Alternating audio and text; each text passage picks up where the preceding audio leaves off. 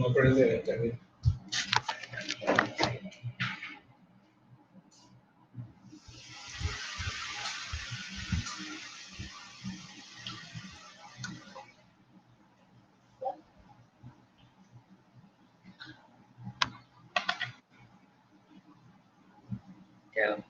¿Ya quedó?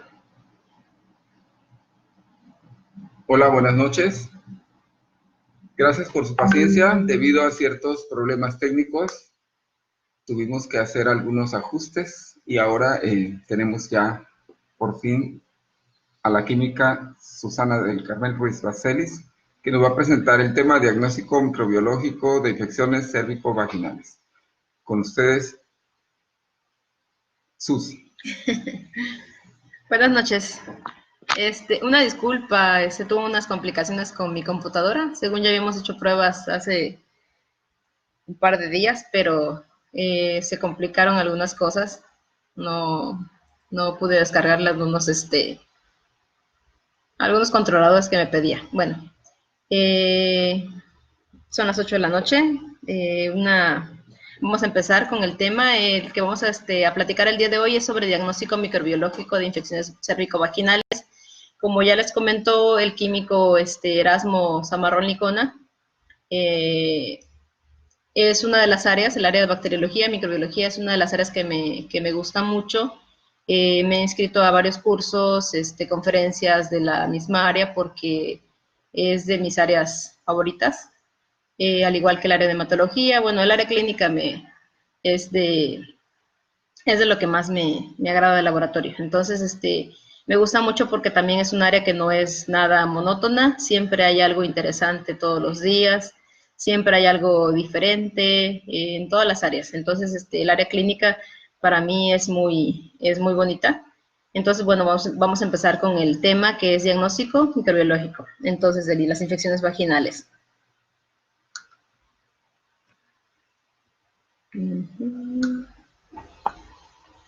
Vamos a avanzar.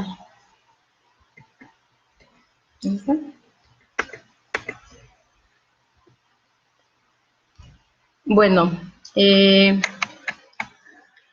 muy importante, al igual que en todos los cultivos, realizar tomar en cuenta la microbiota de la zona a la cual se le va a realizar el cultivo. Por ejemplo, si vamos a realizar en este caso un cultivo vaginal, debemos conocer cuál es la microbiota normal de la zona, cuál es la microbiota habitual, la microbiota transitoria, porque desde este punto vamos a poder identificar realmente los patógenos y no vamos a seleccionar o hacer la identificación a sensibilidad a cepas que no son patógenas de la zona. Por ejemplo, en cuanto a un cultivo faríngeo, de igual manera, debemos conocer cuál es la microbiota de la zona, si nos mandan un cultivo nos refieren un cultivo de punta de catéter, el cultivo que sea. Entonces debemos conocer para empezar cuál es la microbiota de la zona.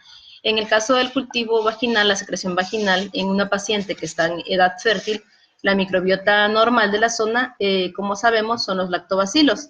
Entonces, si tenemos una paciente que está, por ejemplo, en los extremos de la vida, pues esto va a ser completamente distinto. Pero en una paciente, que generalmente son las que nos refieren más frecuentemente, son las pacientes que se encuentran en edad fértil.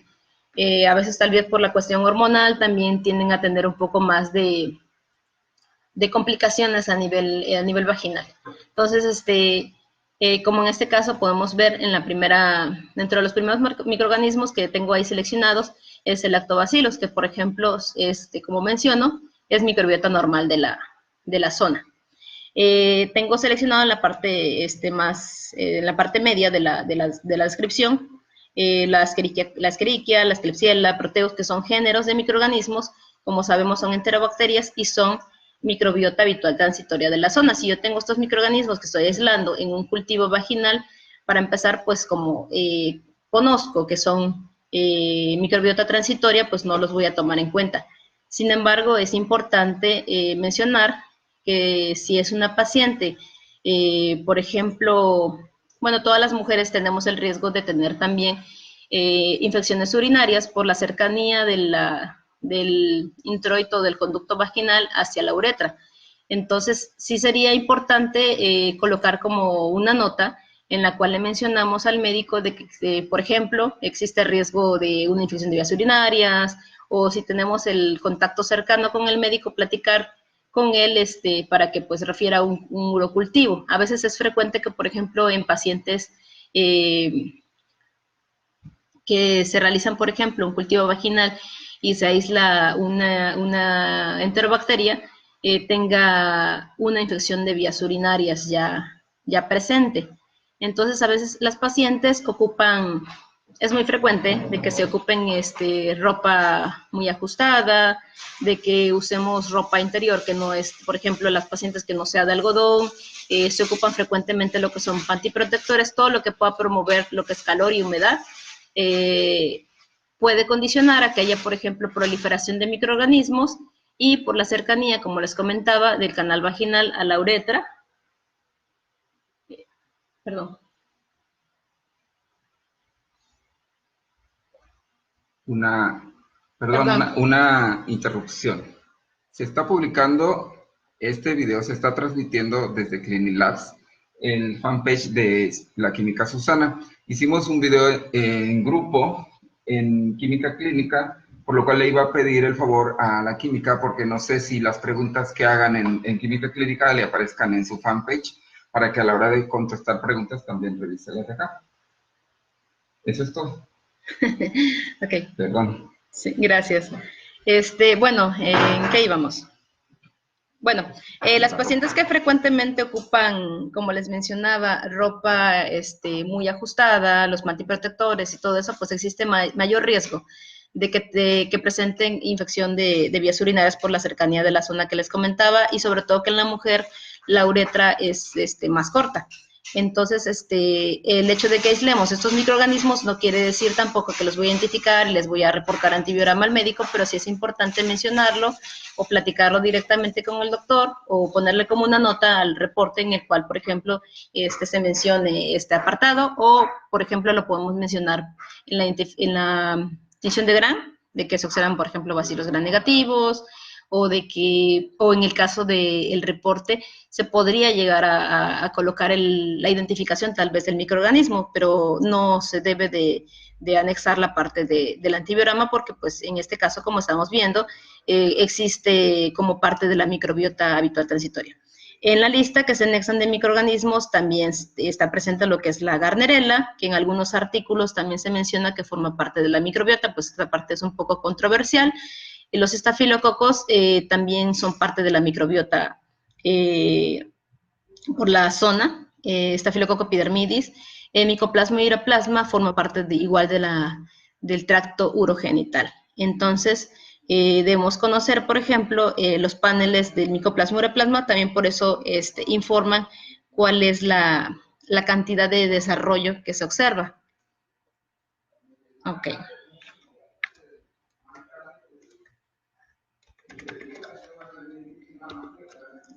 Ok, entonces ya conociendo lo que son la microbiota de la zona que estamos platicando, podemos mencionar que existen diversas patologías.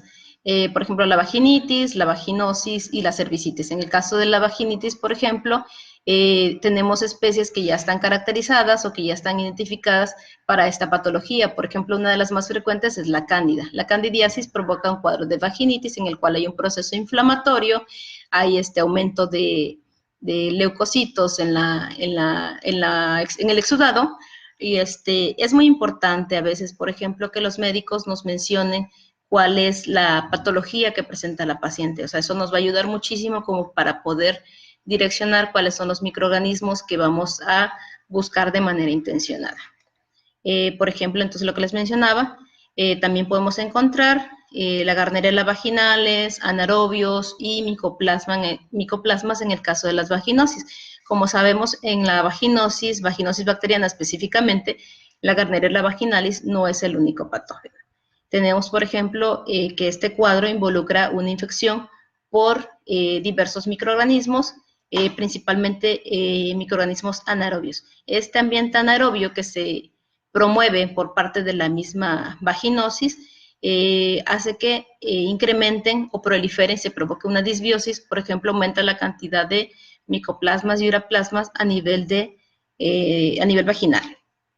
En el caso de la cervicitis, podemos tener una cervicitis en el caso que es la gonocócica, pues por Neisseria gonorrhoeae, y podemos buscar en otro caso que son las no gonocócicas, otros patógenos como Clamidia trachomatis. Uno de los patógenos que está más asociado, por ejemplo, a enfermedad pélvica inflamatoria es la Clamidia trachomatis. En muchos artículos se menciona que provoca este cuadro clínico en el que la paciente presenta mucho dolor pélvico, inflamación, incluso llega a tener acumulación de líquido a nivel abdominal, a nivel de se logra ver en los ultrasonidos, pero bueno, si ya lo maneja el área médica, lo reportan como enfermedad pélvica inflamatoria. Si tenemos una paciente que el médico me refiere con una cervicitis y me anexa una nota en la cual la paciente presenta enfermedad pélvica inflamatoria, me puedo direccionar a buscar ciertos patógenos que son ya específicos de este tipo de patologías.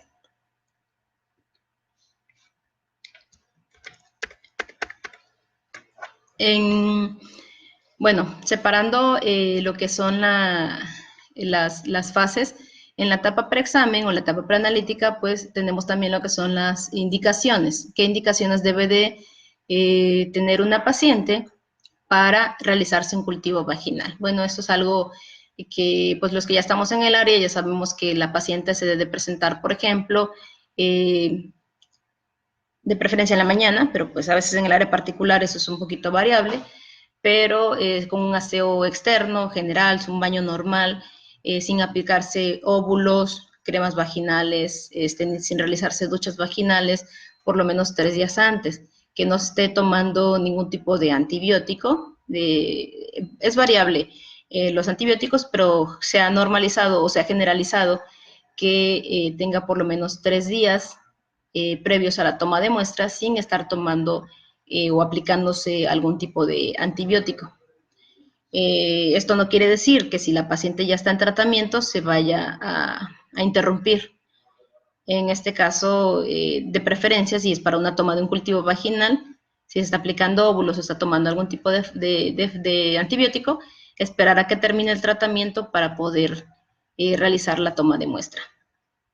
No debe de estar menstruando. A veces, por ejemplo, si la paciente está con su periodo menstrual, de preferencia se pide que al terminar su periodo, de que ella ya no vea residuos, espere por lo menos 2 días, porque a veces, aunque aparentemente ya no tenga residuos de sangre, esto puede aparecer al momento de tomar la muestra. Cuando uno coloca el espejo, puede observar que existe todavía un exudado de color café o que me indique que hay todavía residuos de sangre en la parte cervical o a nivel del fondo vaginal. Esto pues obviamente me va a alterar el pH, que es muy importante para cierta parte de mi diagnóstico, de mi identificación, porque al final tengo que complementar todos los datos del cultivo, los datos que le voy a tomar a la paciente y demás. Entonces aquí en la parte de indicaciones, pues son varias, entonces mencionábamos todas estas, pueden existir varios requisitos, esos pues ya están de manera generalizados, pero bueno, unos importantes por mencionar son los que les estaba comentando. De ahí, parte de la etapa preexamen incluye la toma de muestra. En el caso de la toma de muestra, la paciente pues debe colocarse en posición ginecológica para realizar la toma. A veces es frecuente que también me remitan pacientes con embarazo. A veces en el embarazo pues es importante tomar la muestra. Muchas veces uno no quiere, o muchas personas luego no quieren tomar la muestra, pero es importante a veces durante el transcurso del embarazo realizar la toma de muestra porque, como sabemos, diversos microorganismos pueden provocar que exista un parto prematuro, que exista ruptura prematura de membranas o que existan diversas complicaciones durante el embarazo. Entonces es importante que aunque la paciente esté embarazada, se realice a veces la toma de muestra para llevar un control y evaluar que no existan diversos microorganismos que pueden complicar el embarazo. Entonces, Lo que existe en la segunda imagen, por ejemplo, este es el material que generalmente yo requiero. A veces dependerá de la cantidad de estudios que se soliciten, pero por ejemplo, en un estudio vaginal convencional, pues se requiere un espejo vaginal. Yo de preferencia prefiero utilizar yo prefiero utilizar espejos desechables, como el que se observa en la imagen, que trae una cremallera, que es una porción del espejo que me permite fijarlo cuando yo voy a colocar el espejo a la paciente. Entonces lo voy a fijar. Necesito localizar el cervix de la paciente para realizar una buena toma de muestra. En cuanto a los hisopos, generalmente ocupo 3 hisopos que se observan en la imagen también. Voy a requerir papel indicador pH. Es importante el pH para realizar la evaluación del exudado. Para la parte de la identificación y del diagnóstico es importante saber qué pH tiene el exudado de la paciente. Esto ya son parámetros que ya están establecidos y con los cuales ya existen criterios para ir haciendo el diagnóstico y la identificación de ciertas patologías. Voy a requerir también un portaobjetos.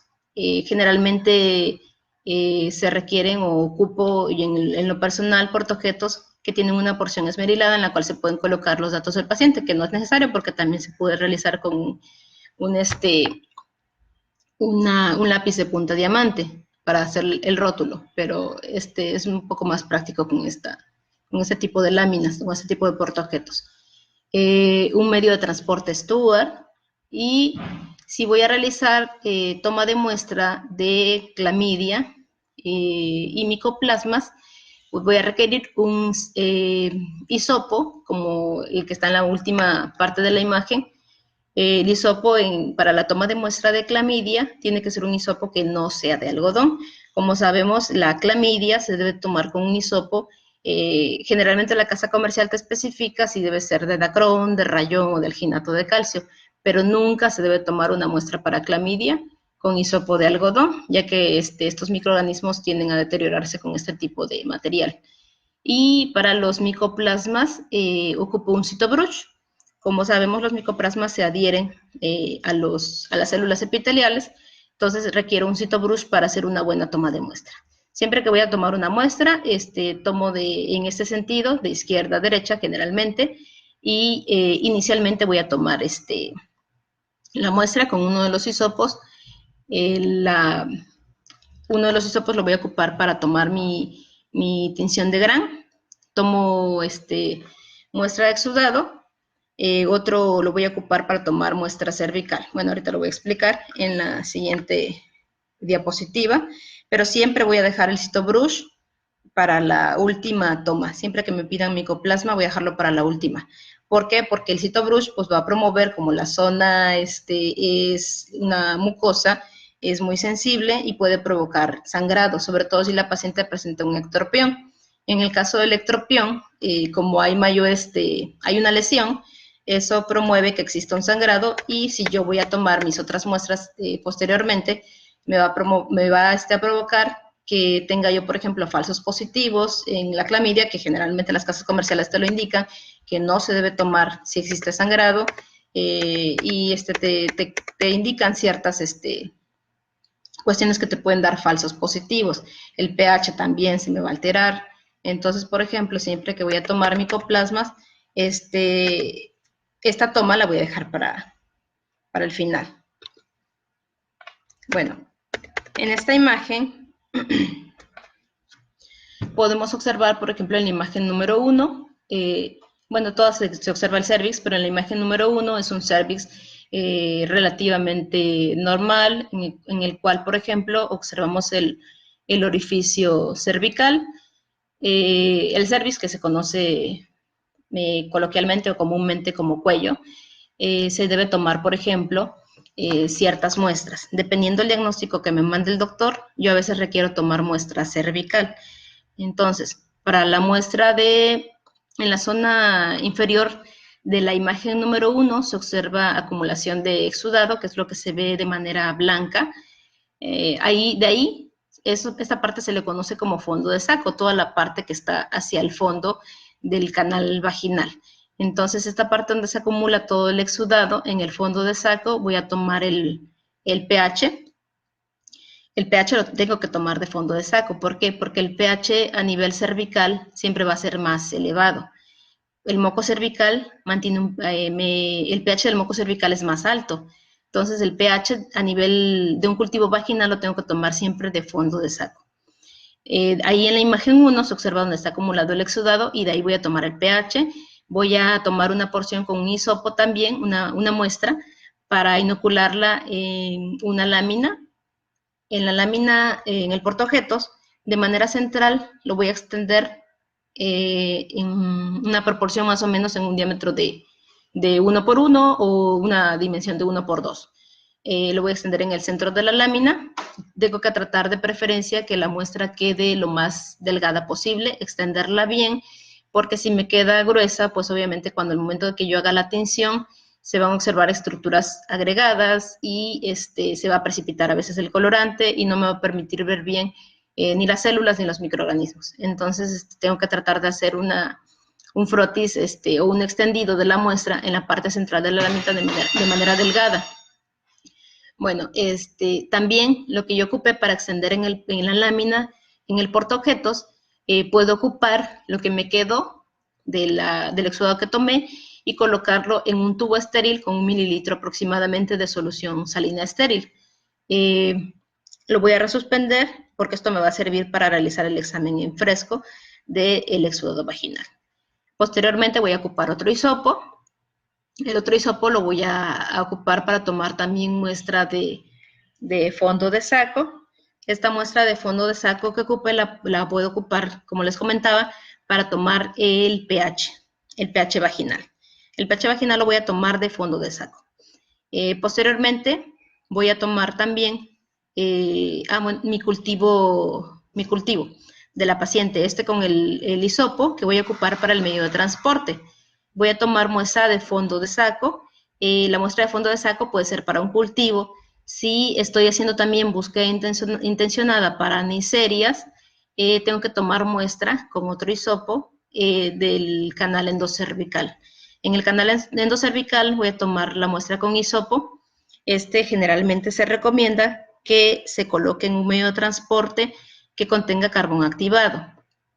Y esta se debe inocular en las placas lo más pronto posible.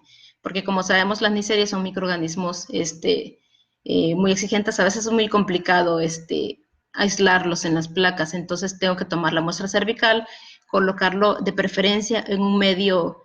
Venden unos comerciales, el AMIS con carbón activado, y ahí de manera temporal colocarlo mientras estoy tomando las muestras, pero tratar de inocularlo lo más pronto posible en el medio específico para este tipo de recuperación.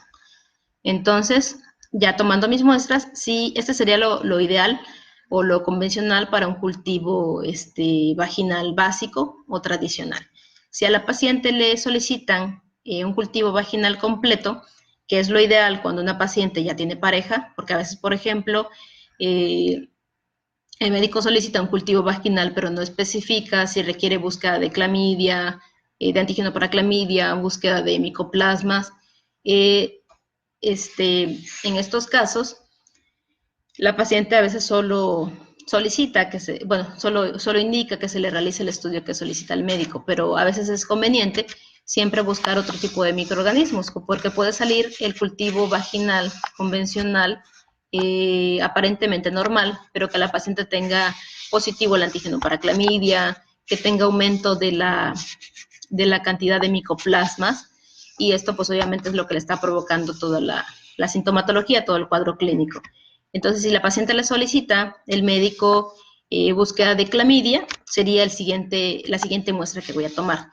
En el caso de la clamidia, la tengo que tomar del orificio endocervical, porque se adhieren muy bien a las células parabasales endocervicales. Entonces, si tengo, por ejemplo, el canal endocervical, que la paciente tenga presencia de moco cervical, para eso ocupo el último CytoBrush que tenía en la imagen anterior. Entonces, de manera muy cuidadosa, voy a enrollar el CytoBrush sobre el moco cervical, lo voy a ir retirando poco a poco, tratando de no tocar la mucosa, porque si es una paciente que presenta un ectropión, puedo provocar un sangrado y eso me va a alterar mi resultado. Entonces me puede provocar un resultado erróneo. Retirando ya el moco cervical, voy a tomar el hisopo. Como les comentaba, no debe ser de algodón. Tiene que ser un hisopo de preferencia de otro tipo de material que no sea algodón. Colocarlo de manera endocervical. Lo voy a rotar en el canal endocervical para tratar de traer células de esta zona. Lo voy a rotar unas 6-8 veces. Y de ahí lo voy a meter en un tubo estéril, lo puedo meter para transportarlo. Si en ese momento lo voy a realizar, pues lo puedo colocar directamente en el vial de extracción que trae mi reactivo. Los que ya trabajamos ese tipo de muestras sabemos que traen un vial de extracción para el antígeno de clamidia. Si no, lo puedo colocar temporalmente en un tubo estéril. De ahí posteriormente, ¿qué otra muestra voy a tomar? En este caso ocuparía ya para último el CytoBrush. Si a la paciente le piden búsquedas de micoplasmas, entonces ocuparé el CytoBrush. En este caso el cepillo lo voy a colocar de manera endocervical. Igual. Entonces en el canal endocervical lo voy a introducir y lo voy a rotar varias veces. A veces la paciente pues ciertamente es incómodo por la toma de muestra, pero sí es importante también cuando voy a tomar la muestra, dialogar con la paciente, concientizarla, hay que tener un poquito de empatía y saber que pues es un poquito incómodo para ella, sobre todo para las pacientes que son las primeras veces que se realizan este tipo de estudios. A veces hay que ser un poquito empático con la paciente y tratar de tomarse el tiempo, aunque a veces estamos un poco apurados, pero hay que tomarse el tiempo para dialogar con ella. Este tiempo me va a servir también para preguntarles la sintomatología, cuánto tiempo lleva con el cuadro clínico que presenta, obviamente con las palabras adecuadas para que ella me comprenda, si ha tenido exudado, cuánto tiempo lleva con las molestias, si ha tenido dolor pélvico, si es algo cíclico, porque eso también me va a ayudar muchísimo para la parte de la interpretación al final de todos los datos. Entonces, hay pacientes que pueden presentar cuadros que son cíclicos, que quiere decir que, por ejemplo, a lo mejor cada mes, a mitad de su ciclo, presenta cierta sintomatología. Entonces, esos cuadros cíclicos también pueden direccionar hacia ciertos diagnósticos. Entonces, como les mencionaba, el CytoBrush es el último que voy a ocupar, lo voy a introducir en el canal endocervical, lo voy a rotar, ya dialogando con la paciente y comentarle que pues obviamente va a tener un poquito de molestia, pero que necesitamos tomar una muestra que sea adecuada. Entonces a veces también es, ya lo roto, lo coloco lo puedo colocar directamente en un hisopo estéril. Si voy a tardar en procesarlo, pues puedo envolver, en este caso de los micoplasmas, te recomiendan protegerlo de la luz, lo puedo proteger con un papel aluminio, tener papel aluminio en la mano y envolver el tubito, el medio de transporte el tubo estéril, perdón, con papel aluminio en el momento que lo voy a transportar. Entonces, les comentaba que sí es importante dialogar con la paciente, aprovechar el tiempo que vamos a tener para tomar la muestra, para obtener ciertos datos que van a ser importantes para nosotros al momento de interpretar todos los resultados. Entonces, en las imágenes que aparecen aquí, de los diferentes tipos de cervix que podemos observar, obviamente son variados. El primero, pues, es un cervix que es de los comunes que encontramos en una paciente que se encuentra en edad fértil. En el segundo, observamos un cervix que, pues, a veces podemos observar podemos ver esta zona que se observa más amplia del canal cervical. Generalmente son pacientes que, pues, ya tuvieron algún tipo tal vez de cirugía, algún tipo de otra lesión, pero pues no me implica nada, ninguna otra complicación. No quiere decir que no vaya a tener ninguna patología. A veces hay pacientes en las cuales no hay sintomatología y sin embargo sí presentan algún tipo de infección. Me ha tocado, por ejemplo, pacientes que presentan vaginosis bacteriana. En el caso de las pacientes diabéticas, a veces pueden cursar asintomáticas, pero es variado. En la imagen número 3 podemos observar una paciente que presenta otro tipo de lesión. Esta parte pues ya la ve el área médica. Esta paciente presentaba un pólipo, pero ya fue identificado mediante una biopsia. Eso fue por la parte del área médica. A veces me solicitan los médicos, trabajo con algunos médicos que se dedican a la atención femenina, ginecólogos, médicos colposcopistas que me refieren a sus pacientes para llevarle control y bueno, por esa parte pues a veces dialogo un poquito con ellos para la parte de la identificación, del diagnóstico y pues tengo un poquito de cercanía con algunos. En la imagen número 4 podemos observar una paciente que se ve como una lesión, se ve completamente distinto a los otros cervix que se ven más lisos. En la imagen 4, en este caso, la lesión que se observa es de un estropión. Obviamente este diagnóstico se hace ya por colposcopía, lo hace un médico, pero sí es importante que nosotros también sepamos evaluar este tipo de complicaciones para el momento de realizar la toma de muestra, tomar la precaución que cuando vamos a hacer la toma podemos observar algún tipo de sangrado y no quiere decir que estamos lastimando a la paciente, ni mucho menos. Puede pasar porque ya está lesionado el cervix, ¿sí? A veces también cuando colocamos el espejo, no siempre se encuentra de manera fácil. A veces pasa que, por ejemplo, colocamos el espejo y la paciente puede presentar un cervix de manera anterior, o sea, que esté hacia la parte anterior, posterior o que esté de manera lateralizado. Pero sí, como les decía, hay que tener un poquito de empatía con la paciente, hay que dialogar con ella para al momento de colocar el espejo ella también no esté tan aprensiva, no esté tan... no complique el momento de de realizar la toma de muestra para que todo sea de manera adecuada y se le pueda realizar un buen estudio. Perdón. Ok. Entonces, okay. Entonces, la última imagen, la 4 que les mencionaba, este ectropión que presentaba la paciente, pues ya lo identifica o lo logra visualizar bien un médico, el área médica, mediante colposcopía, y a veces tienen que realizar otro tipo de pruebas a nivel, bueno, se deben de realizar a veces otro tipo de pruebas a nivel molecular para o biopsias, pero eso es variable, el médico es el que decide en este punto. El ginecólogo, el médico colposcopista es el que va a decidir qué procede. Pero sí es importante que identifiquemos este tipo de cuestiones para poder prever todo lo que puede pasar durante la toma y, como les decía, localizar el cervix, que es importante. A veces es un poquito complicado y hay que realizar ciertas maniobras para poder encontrar. Bueno, otra cuestión de la etapa preexamen es el transporte y conservación de la muestra.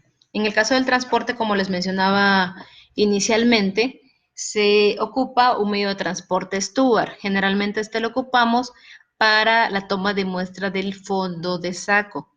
Si yo requiero tomar muestra para búsqueda de diserias, por ejemplo, podemos utilizar el medio con carbón activado para la toma endocervical. Y de preferencia, como les comentaba, inocularlo en la placa lo más pronto posible. Estos son los dos medios que podemos ocupar para realizar la toma de muestra. En cuanto a la conservación, de preferencia la que es para búsqueda de Neisseria, antes de las 3 horas sería lo ideal, 2 horas. Pero mientras más pronto yo pueda inocular las placas, va a ser mejor para la recuperación del microorganismo. Ok. En la etapa ya del proceso de examen, bueno, durante la toma de muestra también realizamos la toma del pH, que es parte de la etapa del examen, pero corresponde a la etapa de examen. Entonces, vamos a realizar la prueba de aminas, que es con hidróxido de potasio. Si la prueba de solución salina que tomé inicialmente, que ocupé para el examen en fresco, o que voy a ocupar para el examen en fresco, donde coloqué una porción del exudado, una muestra de exudado de fondo de saco en 1 mililitro aproximadamente de solución salina, la puedo ocupar posteriormente para realizar la prueba de aminas. La prueba de aminas, que es con hidróxido de potasio al 10%. Y como les comentaba, en el punto número 3, la tinción de Gram. En la tinción de Gram, en la lámina, les mencionaba que lo ideal es colocar, puedo ocupar o aprovechar el mismo portaobjetos y en la porción central colocar una muestra extendida lo más delgado posible y en otra porción del portaobjetos yo saber en qué parte voy a ocupar siempre para que lo realice de esa manera o marcarlos en los cuales yo coloque una muestra endocervical. La muestra endocervical, pues de preferencia la ocupo para búsqueda de diplococos gram negativos intracelulares que pueden ser sugestivos de Neisseria. Y también me va a servir porque a veces cuando las pacientes tienen ectropión, una úlcera, que se conoce coloquialmente, el ectropión me puede provocar, si tomo la muestra solamente endocervical para la tensión de Gram, puedo observar una gran cantidad a veces de leucocitos polimorfonucleares, pero no quiere decir que la paciente a veces tenga un proceso inflamatorio a nivel a nivel vaginal, que sea una vaginitis. Puede ser que sea por el ectropión, que está localizado exclusivamente en el cervix, una cervicitis. Entonces, la etapa de cultivo va a involucrar realizar la siembra ya de mi medio de transporte en los agares específicos. En este caso, por ejemplo, puedo ocupar el agar sangre, que es un medio ideal para recuperar la mayoría de los microorganismos. El agar Billi me puede servir que es un medio selectivo y diferencial que me puede servir para recuperar levaduras. Si tuviera yo la posibilidad de ocupar cromoagar, en lo personal yo ocupo cromoagar y es una muy buena opción para realizar la identificación de las levaduras, que las candidiasis a nivel vaginal también son bastante frecuentes. También ocupar un agar Taller-Martin. El agar Taller-Martin lo voy a ocupar para inocular, como les mencionaba, el medio de transporte que tomé con el hisopo, con carbón activado. Entonces, ahí voy a inocular este hisopo y este va a ser para búsqueda de Neisserias específicamente. Los demás microorganismos generalmente los voy a recuperar del agar sangre y del cromoagar, idealmente, o del agar Billi si no tuviera yo la posibilidad de comprar cromoagar. Bueno, del examen en fresco. El examen en fresco, que corresponde también a la parte analítica, lo voy a realizar de mi tubo estéril que coloqué con 1 mililitro de solución salina y donde tomé la muestra de fondo de saco. Entonces, en el examen de fresco voy a observar células epiteliales, células guía o clave, como las conozcan, qué tipo de microbiota lo puedo observar ahí, pero si no logro identificarlas, porque estas las voy a observar a 40 por, puedo realizar esta observación de la parte de la microbiota cuando realice la tinción de Gram. Voy a observar la tinción de Gram. Voy a observar también leucocitos, tricomonas y blastoconidios, que anteriormente se conocían como levaduras. El examen en fresco, lo más importante es la observación de las tricomonas, o sea, realizar búsqueda intencionada de tricomonas.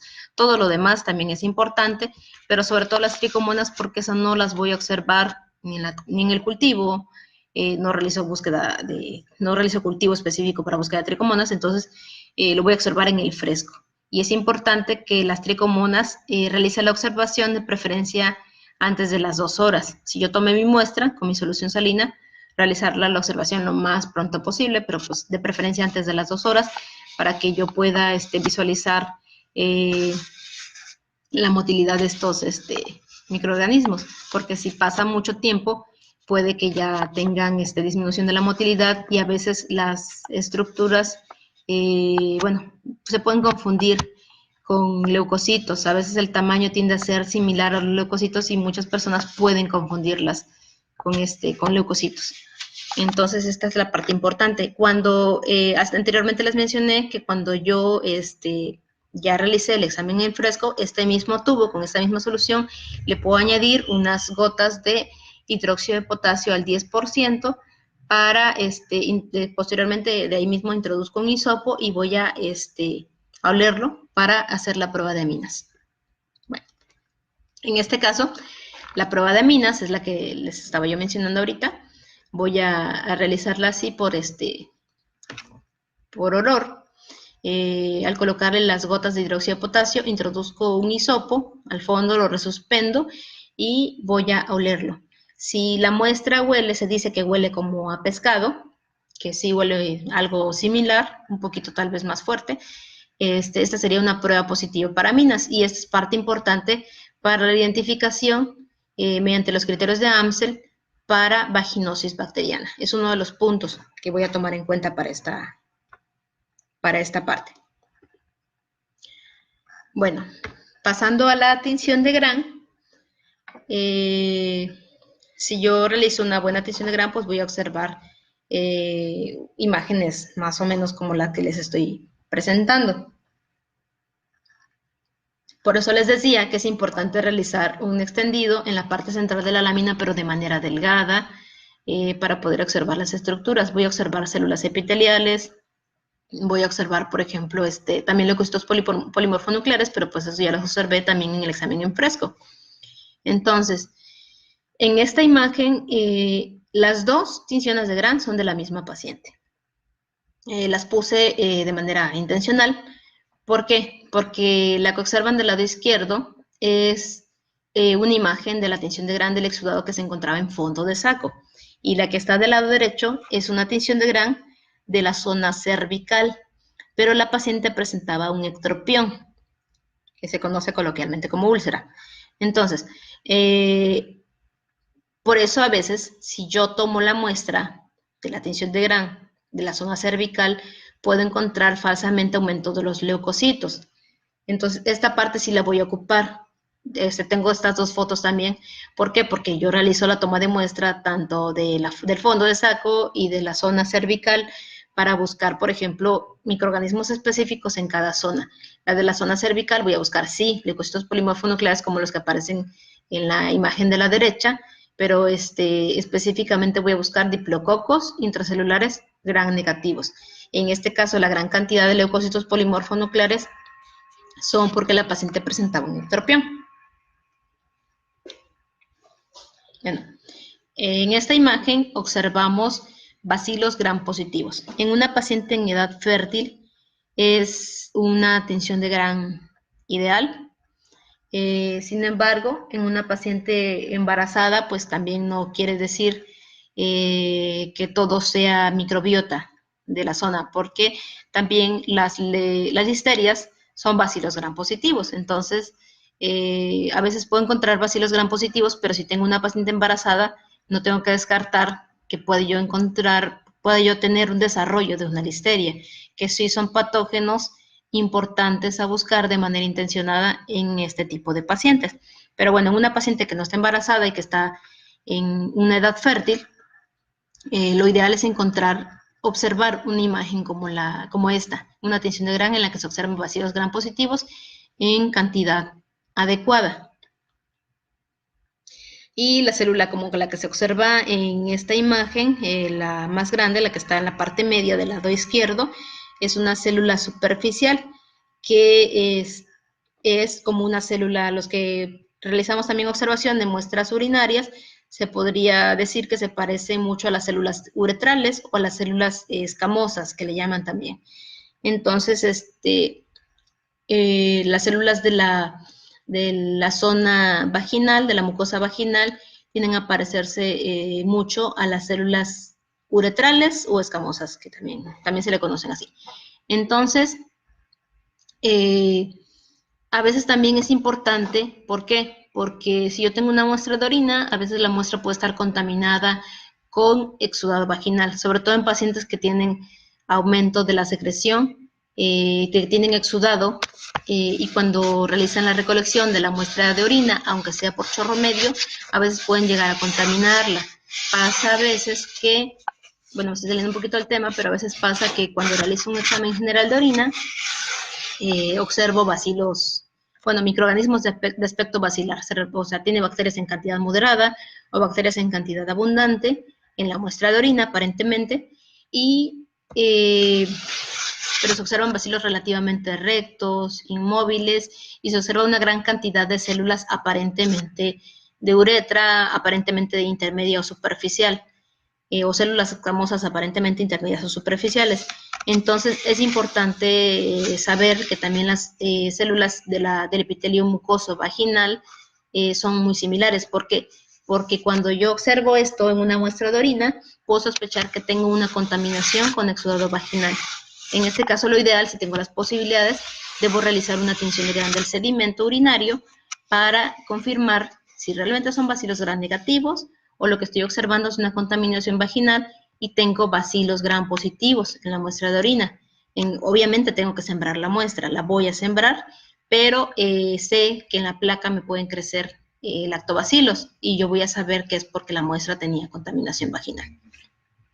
Entonces, toda esta parte a veces es importante. Muchos artículos mencionan que es importante, que es adecuado o conveniente realizar tinción de Gram de las muestras de orina, ya sea directa o del sedimento. A veces en el sedimento es para mí más conveniente porque puedo observar la cantidad de células epiteliales, confirmarlas y concentrar las bacterias que existen para ver qué tipo de o qué morfotipo predomina, si son bacilos Gram positivos o son bacilos Gram negativos, y ya sospechar de que la muestra pueda estar contaminada y ya interpretar adecuadamente el desarrollo que yo tenga en la placa y poder darle seguimiento. Bueno, en esta otra imagen tenemos una paciente, bueno, dos pacientes presentaban una candidiasis. Observamos en este caso pseudohifas, también existen bacilos Gram positivos. Como bien sabemos, algunos hongos, algunas levaduras tienen predominio o los blastoconillos igual tienen predominio muy frecuentemente, algunos géneros, por el pH ácido. Entonces la vagina, como sabemos, generalmente tiene pH ácido, entre 4.5 y 5, generalmente en una paciente en edad fértil. Esto va a variar en pacientes en los extremos de la vida. Una paciente que todavía no ha llegado a la pubertad, una niña, a veces me refieren también, o se refieren a veces los médicos, cultivos vulvares. Y al realizar yo la determinación de pH, voy a tener un pH tal vez de 6.